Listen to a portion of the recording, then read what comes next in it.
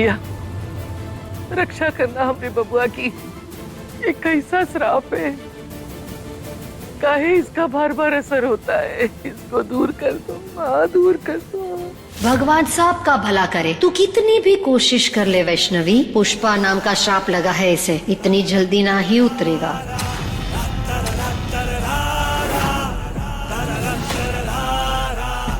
अगर खाने में कुछ नहीं था तो मुझे वो सब दिखाई क्यों दे रहा था वैष्णवी? क्या हो क्या रहा था मेरे साथ? उर्वशी भाभी की बात सच तो नहीं है?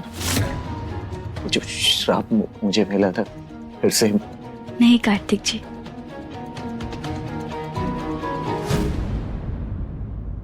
आप आइए, आइए हमारे साथ।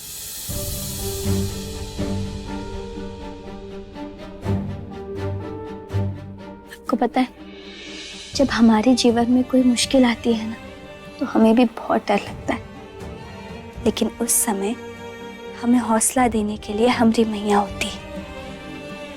लेकिन फिलहाल आपको उस हौसले की जरूरत है कार्तिक जी, इसलिए देखिए हमने मैया का दरबार अपने ही कमरे में सजा लिया है, ताकि आपको कभी भी डर लगे मैया आपके सामने हो। इसलिए कार्तिक जी, अगर आपको कुछ समझ ना आए ना, तो बस मैया को बता दीजिएगा, क्योंकि मैया के लिए कोई भी मुश्किल बड़ी नहीं होती, वो चुटकी में सब कुछ ठीक कर लेती है।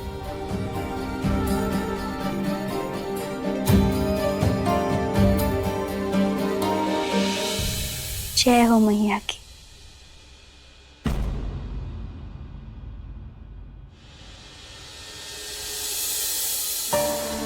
आइए, आराम कर लीजिए।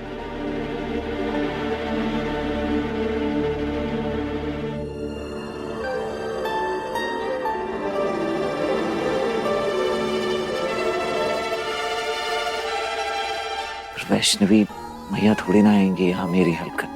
कार्तिक जी, महाभारत के युद्ध में कृष्ण भगवान अर्जुन के केवल सारथी बने थे।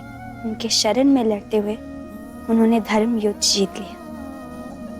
महाभारत के समय कौरव और पांडव दोनों कृष्ण भगवान से मदद मांगने गए थे, लेकिन कृष्ण भगवान ने स्पष्ट शब्दों में कह दिया था कि वो युद्ध नहीं लड़ेंगे।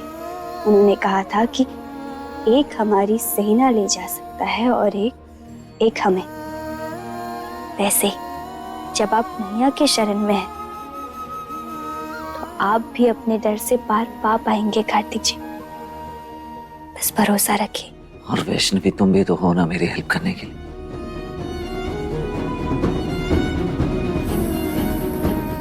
लेकिन कार्तिक जी, अगर आप चाहते हैं कि हम आपकी मदद करें, तो आपको भी हमारी एक मदद करनी होगी। आपको बताना होगा कि आखिर आप डर क्यों रहे हैं, किस बात के लिए डर रहे हैं,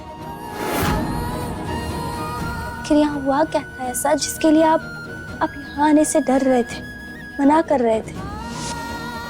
और वो कमरा,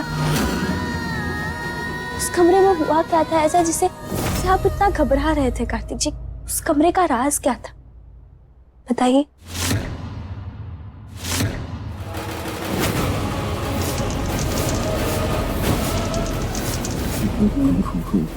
वो कमरे में वहाँ वो वैष्णवी को। बोलिए कार्तिक जी, बोलिए, वो क्या? वो वहाँ बोलिए बोलिए, उस कमरे में क्या कार्तिक जी, बताइए ना कार्तिक जी। कार्तिक जी, कार्तिक जी,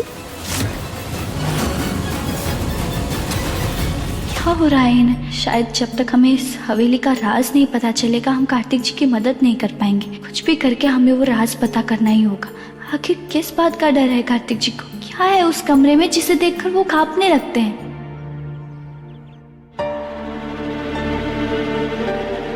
उर्वशी, वो नीचे कितना गंदा है, उसको साफ करो। ऐसे। वैष्णवी, कैसा है बबुआ? अभी तो वो सो रहे हैं दादी, यहाँ आने के बाद से वो बहुत बेचैन है। दादी, एक बात पूछे आपसे? पूछो। दादी, ऐसा क्या हुआ था यहाँ जो कार्तिक जी आज तक डरे हुए हैं?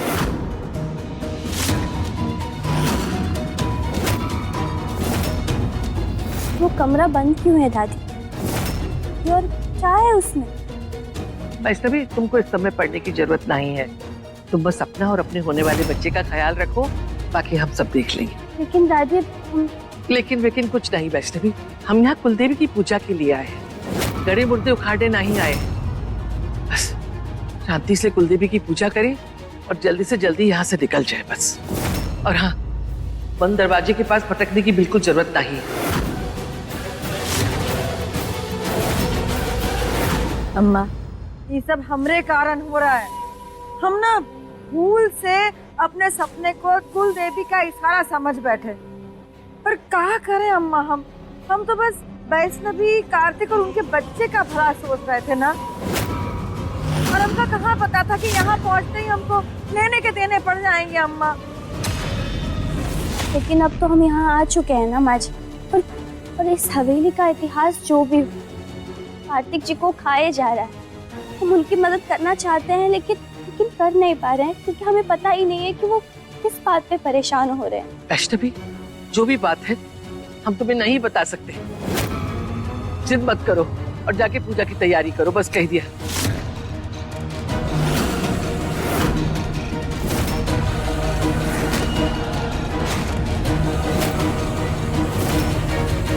दादी, पूजा की तैयारी हम कर लेंगे। आप हमें बात बताइए कि क्यों ऐसा सब कुछ हो रहा है। अगर आप नहीं बता सकती हैं तो आप हमें उस कमरे की चाबी दे दीजिए, हम खुद पता कर लेंगे।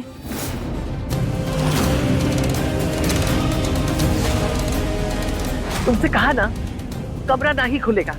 ना ही खुलेगा मतलब ना ही खुलेगा। अब इसमें कहा तुमको समझ में नहीं आ रहा है वैष्णवी? अम्मा सही कह रही है वैष्णवी, वो कमरा ना ही खुले, उसी में सबकी भलाई है और तुम्हारी भी। हमारी भलाई कार्तिक जी की भलाई में है बुआ जी। हमारी आंखों के सामने उनके साथ इतना सब कुछ हो रहा है और आप सब कह रहे हैं कि हम कुछ जानने समझने की कोशिश ना करें। हम ऐसा नहीं कर सकते हैं बुआ जी। तो दादी, आप हमें चाबी दे दीजिए या हम दरवाजा खोलने का कोई और तरीका खोज लेंगे।